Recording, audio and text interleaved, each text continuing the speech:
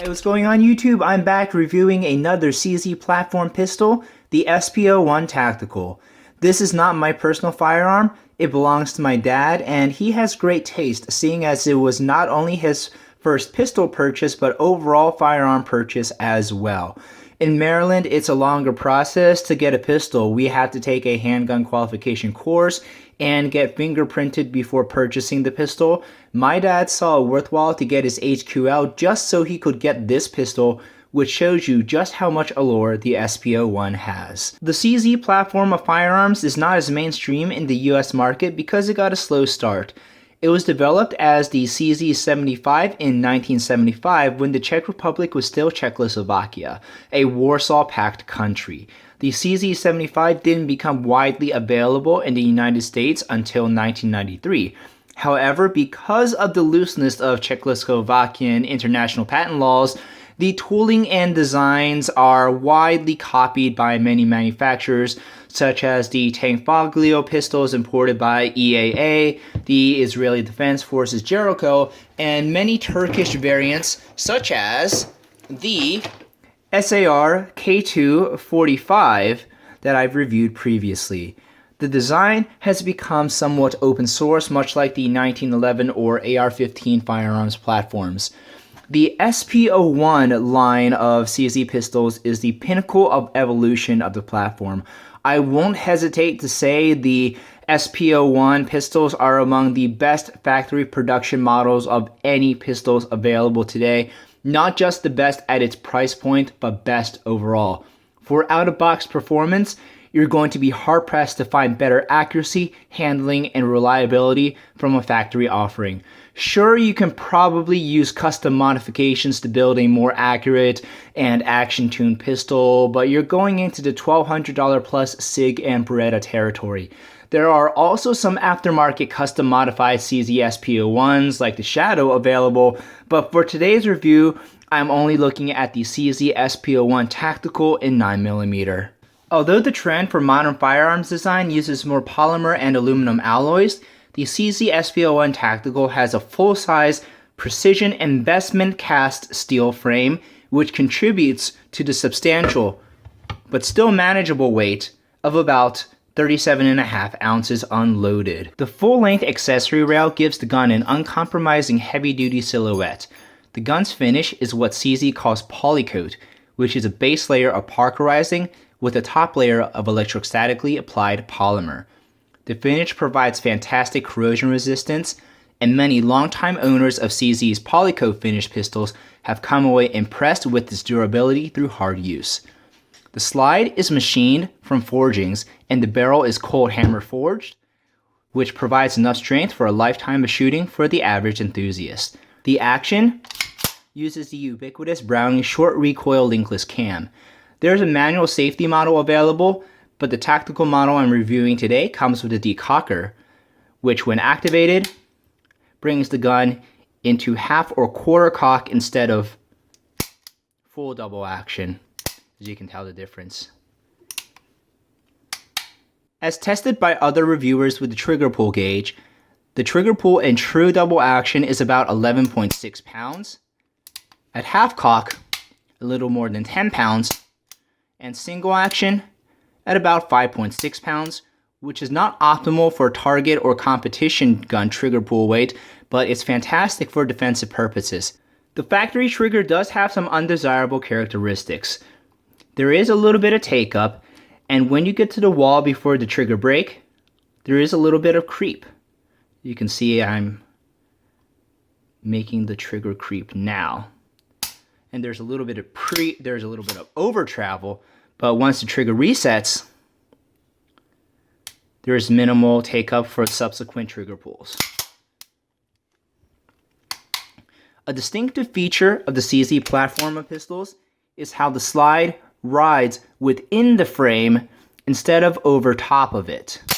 This reduces the amount of required slide mass, and it helps lower the bore axis, making the bore axis comparable with many striker fire pistols' bore axes. Sorry, damn it. The capacity is reasonable with 17 rounds of 9mm stat and flush fitting magazines.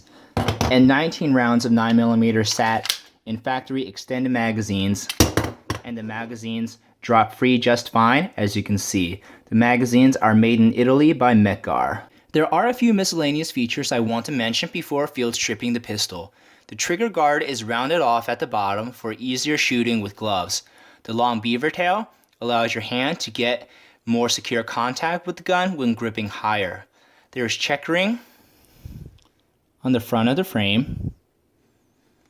The decocker is ambidextrous, and the magazine release should be reversible for left-handed operation. The factory grips are stiff rubber, and they have just the right amount of texturing for secure gripping without being abrasive.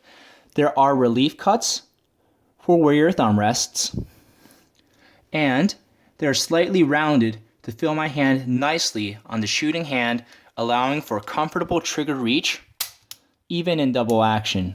There are aftermarket options for replacement grips if you need a different size to fit your hands. The pistol's disassembly is easy. First, perform a chamber check. Next, you're going to align the witness marks from the slide and the frame, just like that. And after a little bit of break-in, you probably don't even need your magazine, but you can use the bottom of your magazine to help push the slide stop out opposite of the side of the ejection port. So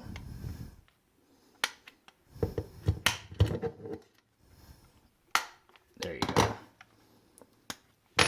And slide comes forward, and you can see how much the polymer guide rod flexes. Just remove the guide rod, the very stiff recoil spring, and the barrel, and you're done field stripping. And the recoil spring is non-captive, but you can just see how stiff it is. The factory sights are 3-dot night sights, and they come sighted in for point of aim, point of impact at 25 yards. But if you prefer a different set of sights, there are some aftermarket sights available. The long slide enclosing the 4.6-inch long barrel gives you an impressive sight radius. The SP-01 factory models do come with the firing pin block, but you can use some aftermarket modifications to run the gun without the firing pin block. The guide rod is polymer, but you can buy an aftermarket steel guide rod.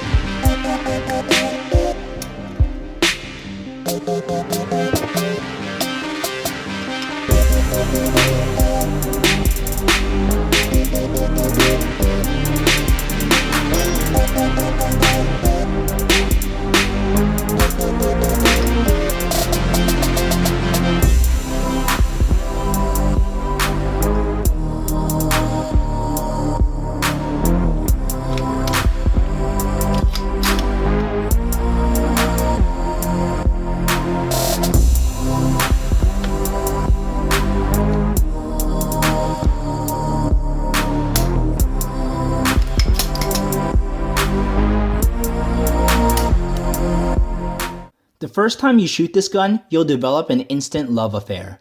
The gun has fantastic balance and stability from shot to shot, due largely to its heavy but well-distributed weight. Most polymer frame pistols have recoil that feels like giving an enthusiastic high five, but the CC SP-01's recoil feels at worst like a friendly handshake. Even new shooters can find themselves becoming more proficient with every shot. You'll reach new personal accuracy and speed benchmarks without even trying. This is a gun that you can shoot for hundreds of rounds on end without wearing out or getting sloppy due to how well it handles. I do feel that it's a little slower to get on target than similar size polymer frame pistols, but once you get on target, it's easy to stay on target. For practical uses, you can't ask for a more reliable pistol. The SP-01 was built using the manufacturing processes that allowed the compact P-01 to pass the 20,000 plus round NATO certification torture test. The gun will cycle all factory loads right out of the box, and we have had no malfunctions with more than 500 rounds of economy grade ammunition. However, since the gun is built using NATO specification pressure ammunition, and seeing how CZ's primary market is law enforcement and military, the recoil spring in CZ pistols comes from the factory a little heavier than the recoil springs from some other pistols from some other manufacturers, and the recoil spring is so heavy to deal with the higher power ammunition that the law enforcement and military shoot. As such, the force of the slide returning to battery when shooting such economy grade ammunition is a little too aggressive, and if this were my personal gun, I would use a reduced power recoil spring for range sessions and competitions. The gun is going to be more accurate than most shooters, myself included, can shoot. The slide within the rail design promotes consistent lockup for shot-to-shot consistency, and I imagine that if we replace the polymer guide rod with a steel one, that some of this play would be gone. The gun will be in the higher percentiles of accurate performance for all practical purposes except for maybe 50-yard and 100-yard bullseye matches where that's the $1,000 plus custom race gun in revolver territory. For most prospective owners, the primary reason to purchase this gun would be for home defense or as an out-of-the-box tactical competition-ready pistol. The gun size and weight make it too uncomfortable as a carry option. In the Czech Republic, a lot of law enforcement agencies still use full-size CZs as their duty weapon.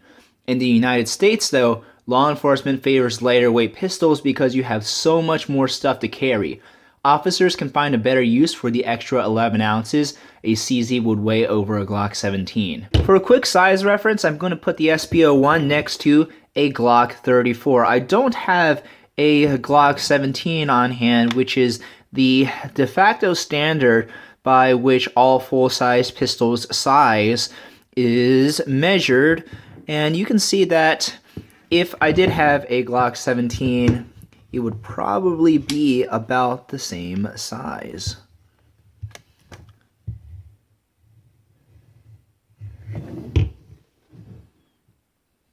There is a very dedicated competition community that works on modifying the CZ platform, so there is no shortage of resources and parts available for tuning your gun's performance. If you even think there is as little as 10% chance that you would tune the pistol's action or do a trigger job, then I would recommend you buy the safety model instead of the Decocker model, because there are more upgrade kits available for the safety model. In my P-09, I've already installed the Cajun Gunworks short reset kit, and look how crisp that break is.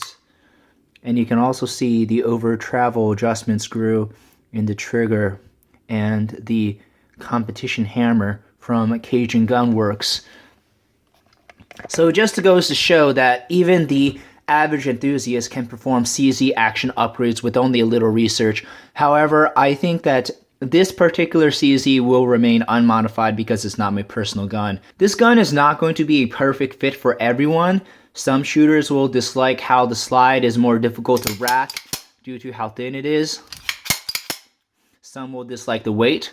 However, there is very little that this pistol cannot accomplish if the shooter is dedicated. The only limiting factor to this pistol's performance is the person behind the trigger. Thank you very much for watching this review. Leave a like rating on this video if I was informative. My name is David, and I will see you next video.